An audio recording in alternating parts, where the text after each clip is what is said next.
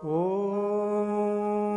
भूर्भुवस्वः तत्सवितुर्वरेण्यं भर्गो देवस्य धीमहि धियो यो नः प्रचोदयात्.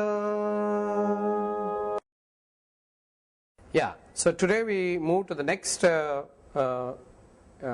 development in Java static classes and static data members. So what we have done, just to recollect in the last class, what we have done is something very simple. What we had done is that we had a class employee into which we introduced a static variable, also called a class level variable, called count. And what is the use of this count? It's to remember how many employee objects have been created so far. And what we were doing is, there is only one constructor for employee, as you can see here, and this constructor was responsible for implementing the count variable to the next value.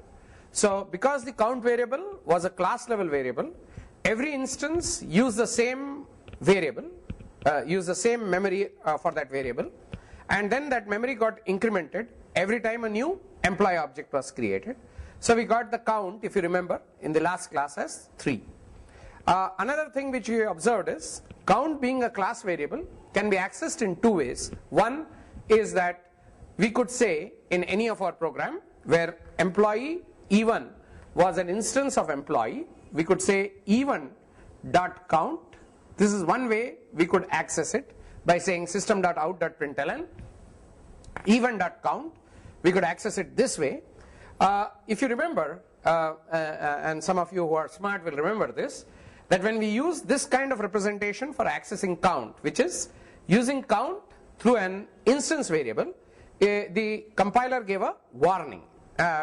When you probably do it on your Java compiler on your PC, it may not give it, but on a Linux, because it's a more purer version of the Java compiler, it will immediately give you a warning saying that perhaps this is not a good way of accessing static variables. What is a better way of accessing static variables? We should say employee, which is the class name, dot count. That is a better way of accessing the count variable because it's a static variable. Remember, this kind of access will work only for static variables. It will not work for instance variables. So though this is allowed, this is not recommended. This is what is recommended.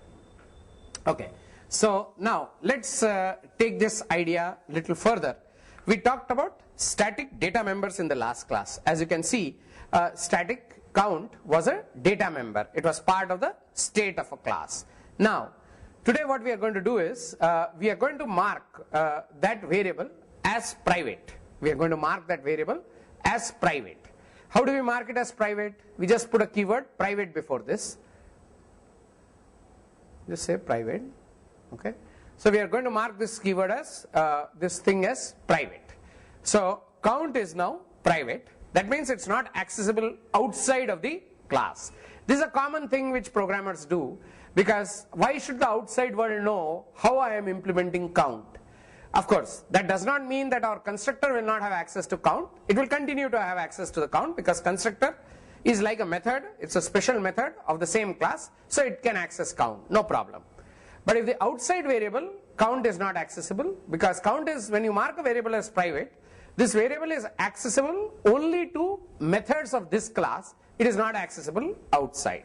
So now let's compile this once and get the error, so that you know what I am talking about. So we will compile all of them at one shot. That's a trick we have learned last time, or we have to use the class path.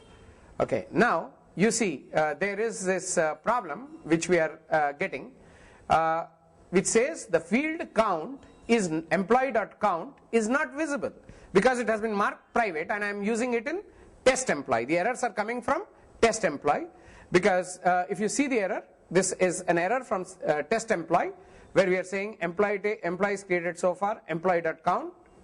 Wherever employee.count has been used, it is giving an error, because count is a private variable. It is not visible outside of the class employee. Okay, now how do we solve this problem? Well, for this purpose, what is normally done? So I'm talking about two things here. I have a static variable called count. Initially it was of package access because I have not used a word there. Now I have prohibited access. I have reduced the visibility of count by putting a private qualifier there. It is accessible within the class, but it is not accessible outside. This is normally done and recommended in case of static variables. Not only static variables, anything about the state variables, the outside world shouldn't know. If the outside world knows too much about what is happening inside my class, then I am not likely to change, because the outside world will resist this change, because they are already assuming that count should be implemented as an int. Tomorrow I change the implementation of count as some kind of logic, then it won't work. So it is always better to mark it as private. Then the obvious question that comes up is, how do you give access to count? Normally we create accessor methods for this purpose. In Java, we at this stage will explicitly create the accessor methods, but later in one of our later sessions, when I use tools like Visual C, Eclipse and all that, these accessors for the state variables will be created automatically. But let's create an accessor. So an accessor method for count, which is called getCount. It is called getCount. So let's create an accessor method. Maybe we'll create it right at the top. Okay, right after the constructor. Yeah, right after constructor is fine. We're creating an accessor method for count. So we'll say it void getCount. No, we should not say void. It is going to return a value. So we'll say int. Its return type is int getCount. Int getCount. Okay. What is it going to send back? It is going to send back the count value. It is going to return the count, value of count. But we are hiding from the outside world how getCount is implemented. Sorry, the spelling is wrong. C-O-U-N-T. Yeah. So return count. Very simple implementation. We are returning count. Now, ideally, getCount should be available over an instance. That means I should be able to say even.getCount. Yeah, while that should work, but would that be the right way? It is like asking an instance, how many of you exist? A better way of asking this is, if we could say, employee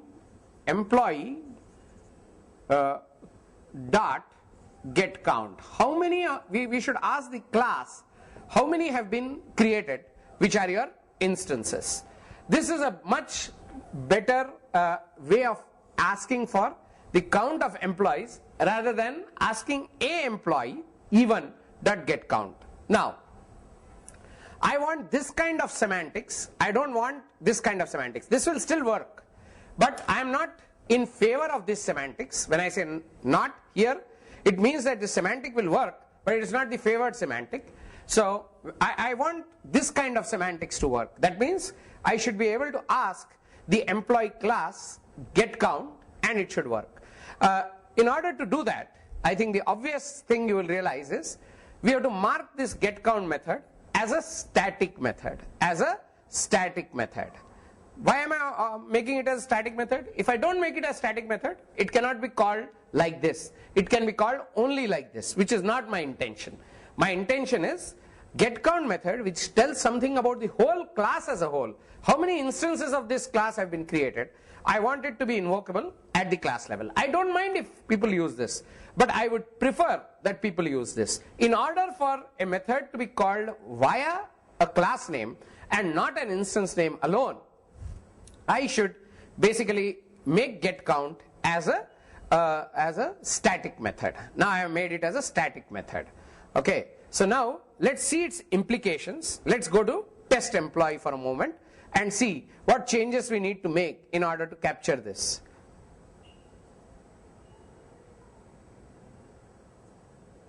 We are going to test employee. Now, we don't need to print now like this. Employees created so far. We can keep that even just to give a point at which it is created. But right now, we are not able to access employee.count as we just saw. The reason we are not able to access employee.count is the reason we are not able to access this employee.count is because if you remember, we have marked employee.count, or rather we have marked count as private. So we'll change it a little bit. Count will still remain private, but I want count to be accessed. So what I should be doing, I should be changing here, and I should be saying get count as a method which is invoked at the class level. Remember, I am invoking it on employee itself, so I'll say get count, and it's a method, so I have to follow it up with the appropriate braces. Yeah. So now see, we have changed it from employee.count, which is not working because count was made private, but I have instead introduced a method called getCount, which is a static method. By virtue of being a static method, it can be invoked like this. So here also we have to make a change. We have to make it as getCount. This is just the previous program, the last class program. We are just changing it a bit. Okay. So we are making it getCount, and here also we'll make a suitable change, getCount. Okay. And we'll have this method. Will this work now? Yes, it will work, because getCount is a static method, and it can be invoked at the class level like we are doing, and it has access to the count variable internally, and it is giving its value. So let's see its effect in this code which we are going to run. So we are going to compile it all over again.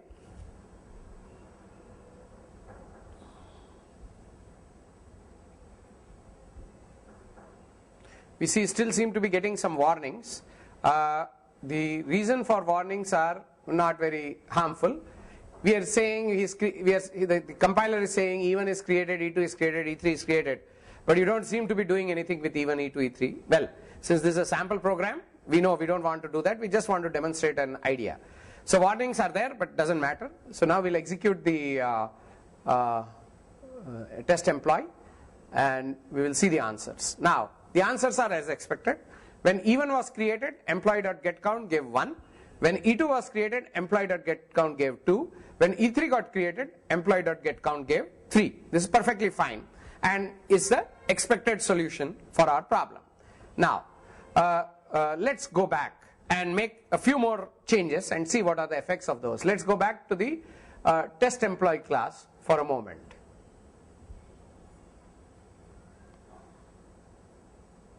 Yeah. So we are on test employee now, and we are observing the test employee class. Now let's just to play a little interesting game. Earlier we are saying E1.getCount and it was working, and E1.count and it was working, and before, of course, we removed the visibility of count. So what we are going to do is, for the last case, let's say instead of saying employee.count.getCount, let's say E3.getCount. Let's try that.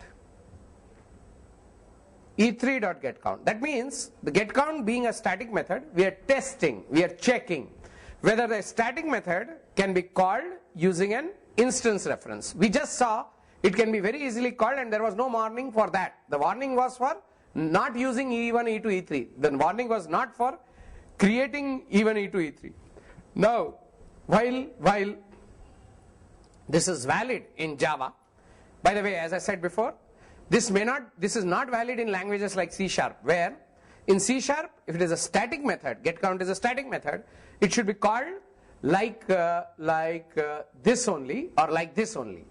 This in C# is not allowed. C# is the language which came a little later than Java, so this is not allowed in C#, this kind of invocation. The programmer must use for static methods only this kind of invocation, that is class name dot method name. He is not allowed to use instance name dot method name kind of invocation. But in Java, this is permitted. That is, line number 10 will be permitted in Java. However, Java also frowns on this line, is disturbed by this line. He doesn't say this line is wrong, but warns the programmer that please don't use this kind of usage, because getCount is a static method. Static methods are meant to be used at a class level, not at an instance level. Java will just warn, C# will give an error. So let's confirm that with Java. So we are going to compile it again and see whether we get an extra warning. Okay, so we got yet another warning here. The warning now on E3 is, on E1 and E2 the warning continues to be the same, which is that they are not being used. But on E3 the warning is a little different. E3 is getting used, alright, but not the way it is. And see the warning, it is very, very significant. You may not get this warning when you work on a PC, because the Java compiler there is not so pure as the Java compiler that we see on this platform. So the static method getCount from the type employee should be accessed in a static way. So he is frowning on this usage of this line. See, he is leading you to that usage. He is saying this usage I don't like. It is not that it is wrong, but he doesn't like the usage. The reason is getCount being a static method, this usage is the correct usage. The earlier usage is the correct usage. So that is the better way of using it and not this. I hope all of you have caught this point, which means this is better than this. This is permitted in Java, but this is preferred in Java. Okay, so we had a discussion on static methods. Let's go back. I want to show you something little more about a static method. So we'll return to the employee class.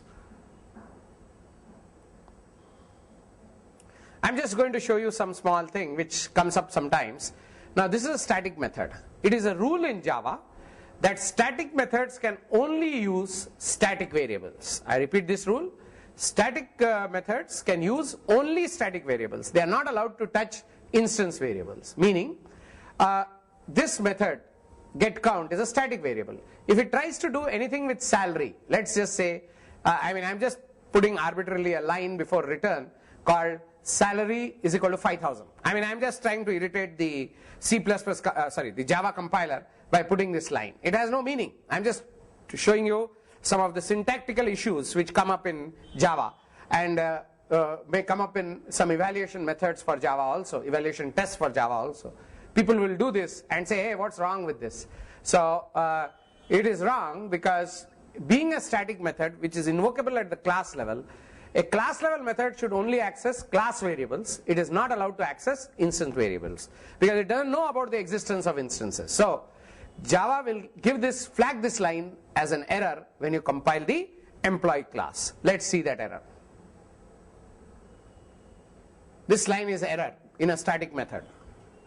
Okay, let's simulate this error and confirm. Okay, so this is the error, and very nicely he has given the error. Cannot make a static reference to a non-static field salary. Why? Because the reference is being made from getCount, which happens to be designated as a static method. From a designated static method, I cannot access a non-static variable or an instance variable. Very important to remember this. Okay, so with this I think we have talked about at length about static methods and static variables. Again, at the cost of repeating, I would like to say when we looked at interfaces, all variables which are declared in an interface, are public, static and final. The word is static there also. They are also static variables. That means they can be accessed only at a class level. They cannot be accessed at an instance level. Or rather I should say the other way. Static variables can be accessed in static methods and in instance methods. However, static methods can only access static variables. The reverse is not true. Let me put it this way. Static methods, that is getCount, can access only static variables, but instance methods can access instance variables as well as static variables. We saw that when we didn't make getCount as static, even then it could access the count variable. No problem. Though count was static, getCount was non-static. Non-static methods can access static variables, but static methods cannot access static variables. Please make a note of this. I am repeating this for those people. Non-static methods can access static variables as well as instance variables, whereas static methods can access only static variables. This is an important point to remember and will lead to, if you don't remember this, you will get into a lot of problems while you are programming. Okay. Okay, so let's change over from another kind of static, a different kind of static, and understand some very important nuances of Java programming. Now I'm going to start with a program just to illustrate a concept. Okay. Normally in my class I ask this question in this interesting manner. I create a small class, a small executable class. Let's call it VI. For the lack of better name, let's call it VI first.class. I mean first.java. I'm just picking a name. Okay.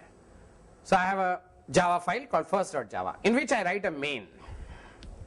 In which I write a class first. It's an executable class and I write a main. You know the signature for main? Public static void main. So main is also a static method. Very important to remember. Main is a static method. Okay.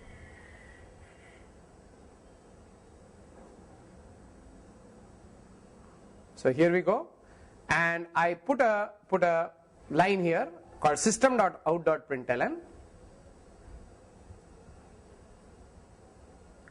Hello KMIT. Hello KMIT.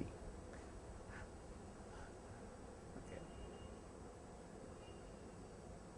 And then I close the class. Then I ask my students this question, that I am asking for an output which says welcome to KMIT. After that I want hello KMIT to be printed. Let me rephrase this. I write this program in this manner and I challenge the students that this program will produce, if you run, will produce an output only hello KMIT. Let's say the output that I desire is welcome to KMIT, and then I want hello KMIT to produce.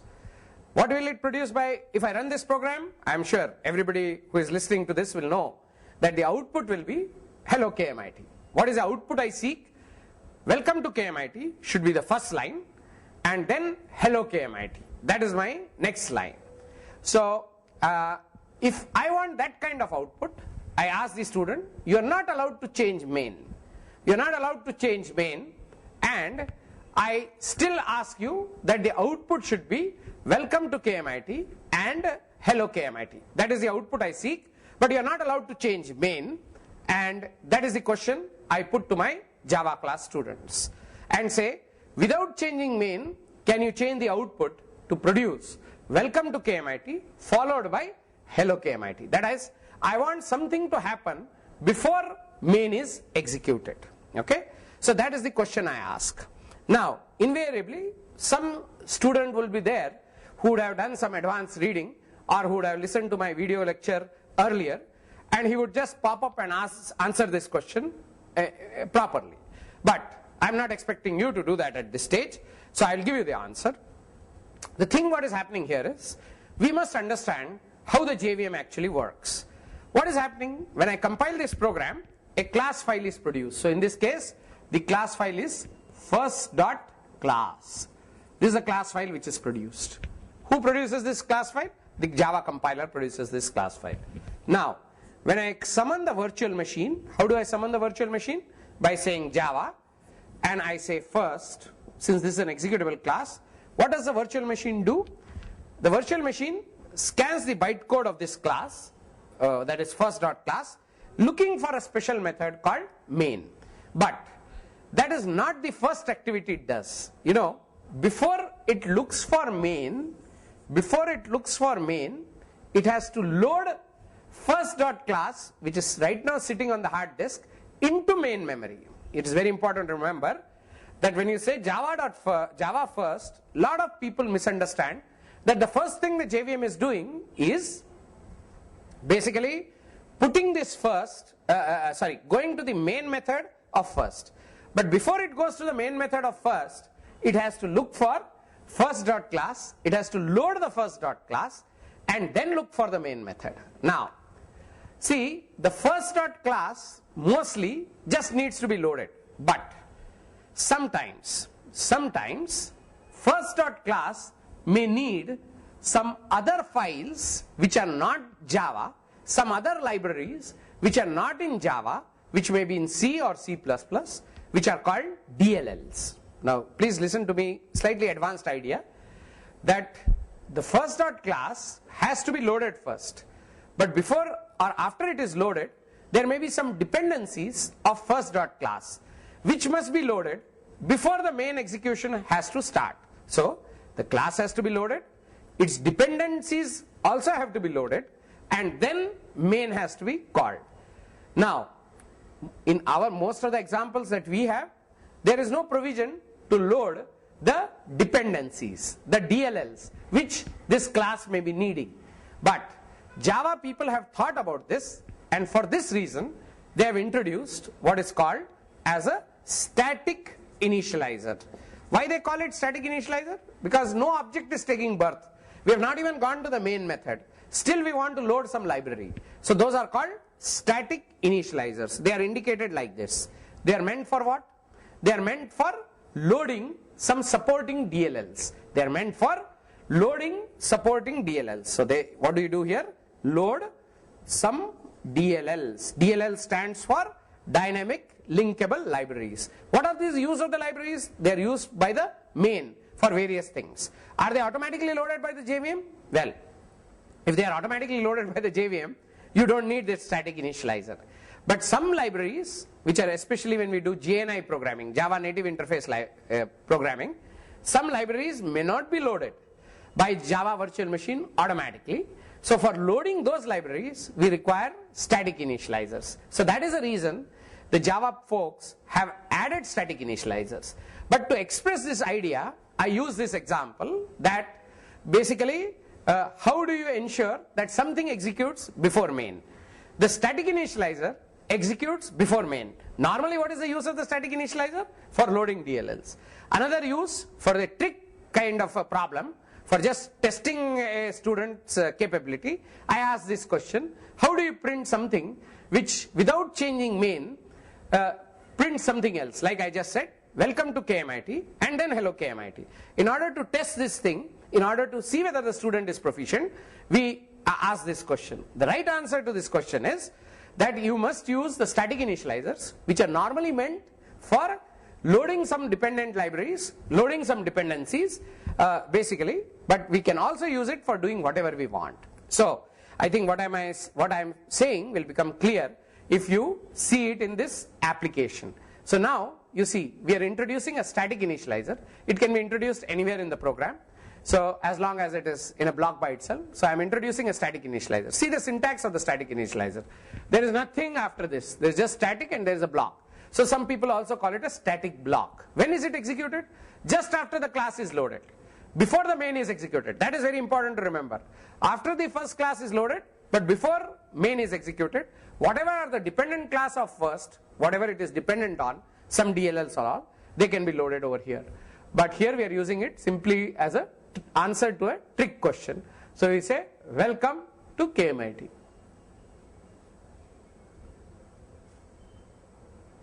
So we say this. So now look at the code in a holistic manner. We have a main which is not going to be the first method to execute, and that is what I have just illustrated. The JVM does not look for main as the first thing it does. It first loads the class, looks for some dependencies which are indicated through the static initializer, and then goes to execute main. Now in order to prove my point, I am going to compile this code and we are going to execute this code. So no, he has introduced two static initializers, which is also fine. I think the word, we should give a carriage return after this so that this word becomes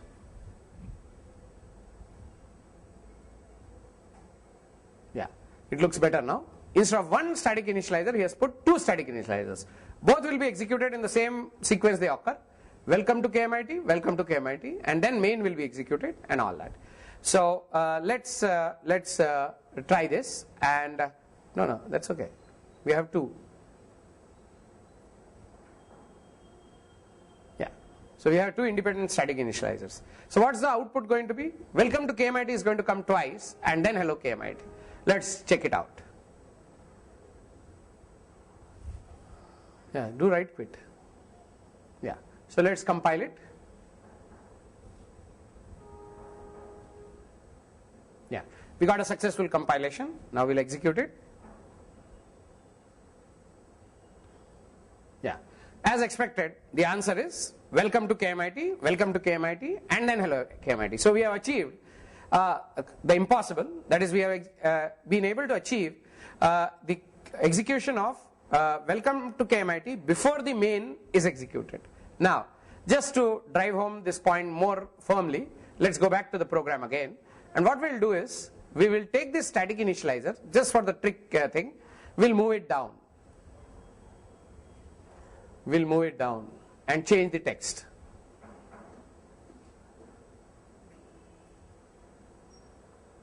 We're going to put it after that.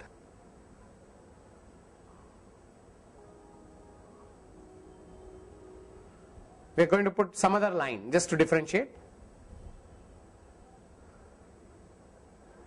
Thank you. Thank you, KMIT.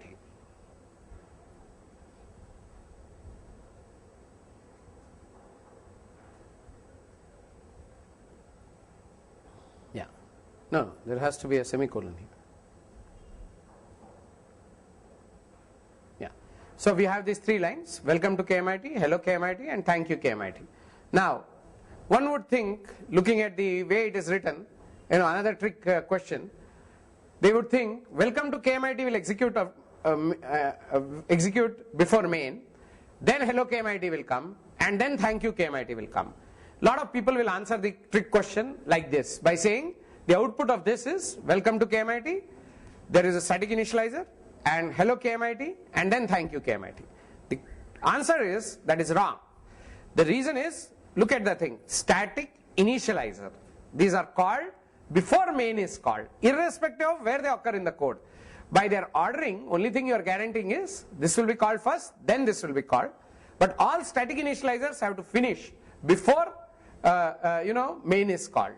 So all static initializers have to execute before main has to execute, and as expected, the answer will be welcome to KMIT, then thank you KMIT, and then hello KMIT, though this block is sequentially last in the flow. Because it's a static block, it has to be executed before main.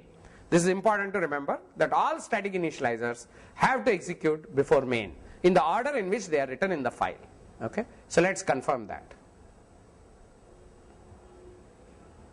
No, small right quit. Okay, so here we go. We'll compile this class first.java. Yeah, we got a successful compilation. Now we'll run it. Okay, see this. As expected, the answer is welcome to KMIT, thank you KMIT, and then hello KMIT. Hello KMIT is coming from main. The first two are coming from the two static initializers. So it doesn't matter where the static initializers are there in your code, they get executed before the main gets executed. Very important to remember. Okay, and what is the purpose of static initializers? Not to create these test questions. I am using it just to illustrate the concept. The static initializers are used for loading some DLL and performing some initialization related to the DLLs. Okay, so with that we come to the end of the static discussion. Then there is something called static initializer at a class level also, which is instance initializer. It's not called static initializer, it is called instance initializer. We'll return to that a little later. Yeah.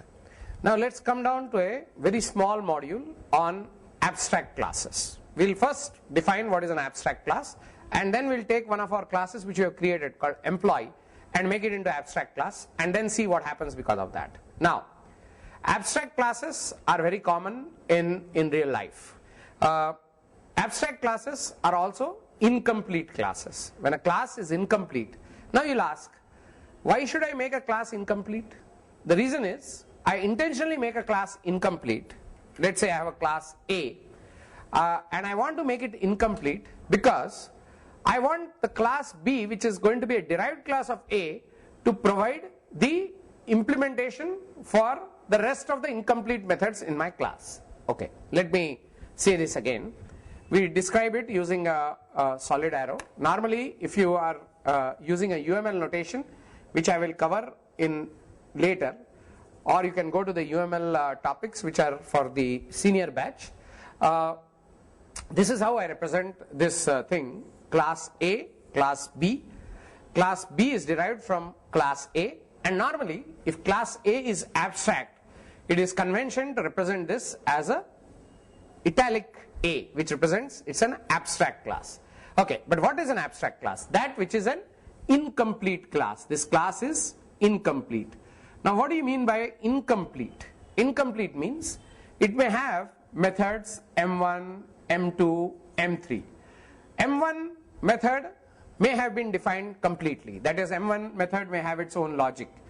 M2 method may have its own logic. But intentionally, M3 method has been left as abstract.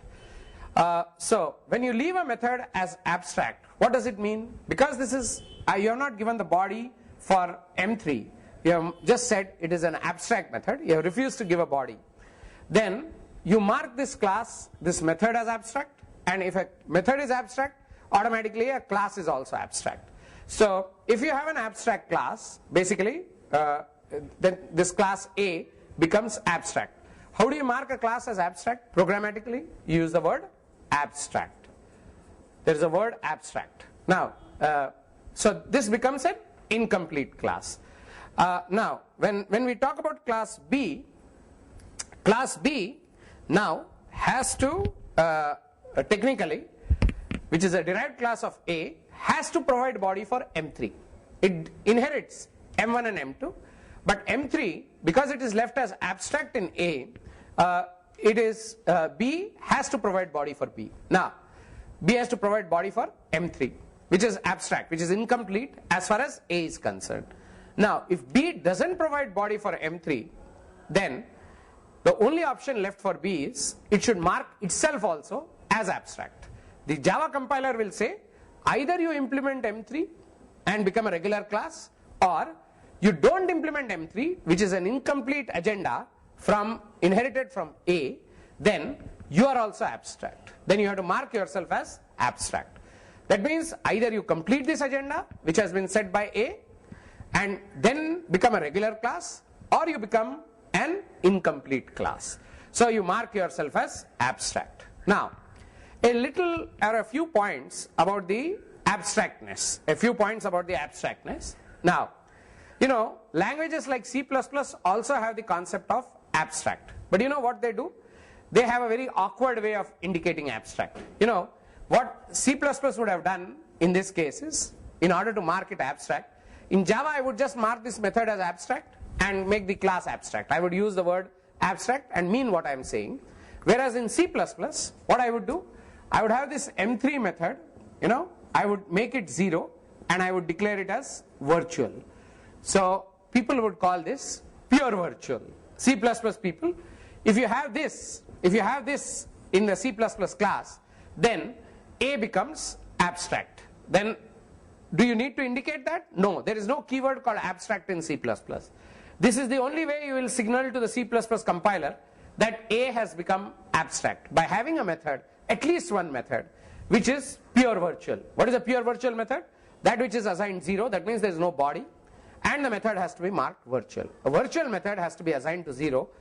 This is the only signal through which a class in C++ becomes abstract. Because maybe what happened is, when C++ was first designed by Strostrup, he probably thought there was no need to make a class abstract. He did not probably visualize the need for abstract classes. Later he realized that abstract classes play a very important role in design and also in programming. So we need to have a programming construct for abstract classes. But then, by the time the language had frozen and there was no place for introducing a new keyword, so maybe at that point this kind of a artifact was designed to make a method pure virtual. I mean, this is just guesstimate. This is just speculation that this could have happened, and the method was made. A particular method had to be indicated to 0. A particular virtual method had to be indicated as 0. Then only the class became abstract. Whereas in Java, we don't have any such problem. If you don't want to give the method for a body for a method, you mark it as abstract and then mark the class as abstract. So that is the concept we use for making class abstract. Now what happens if a class is abstract? Well, very simple answer to that is, if a class is abstract, you can't use new on that class. You cannot instantiate an object of that class. That class is used only for inheritance purposes. It cannot be used by itself. So the use of A is only for B to inherit some of the logic, but A by itself has no existence. A cannot be used as an instance. It can be used as an instance reference, but it cannot be instantiated. You can't say new on A, because the Java compiler says, I don't know how to execute A, how to create A. A is abstract. But can it be used for derivation? Yes, it can be used for derivation, and we use the keyword abstract for marking this.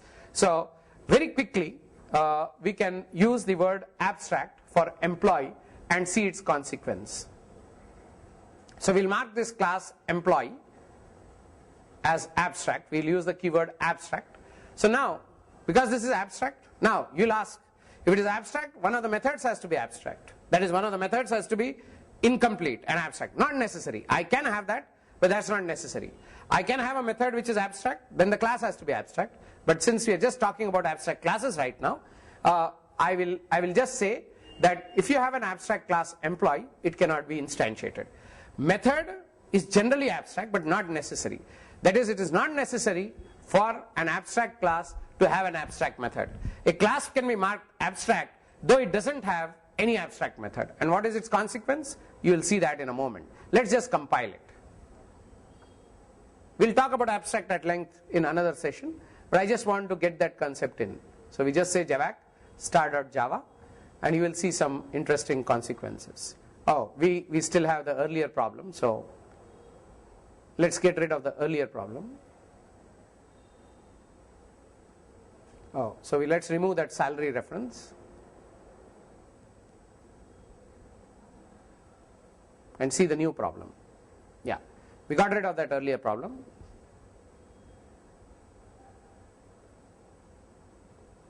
Yeah, now you see this error. Okay, let's just go up. Let's go to the first error. Now this line, look at this line, where employee E1 is equal to new employee. We are trying to create an instance of employee as E1. Now this line, which was working earlier, is not working because employee class we just saw 2 minutes back, it was marked as abstract. So instantiation was not allowed. So that's the point we wanted to illustrate. We'll talk more about abstract classes and other kinds of qualifiers in subsequent sessions.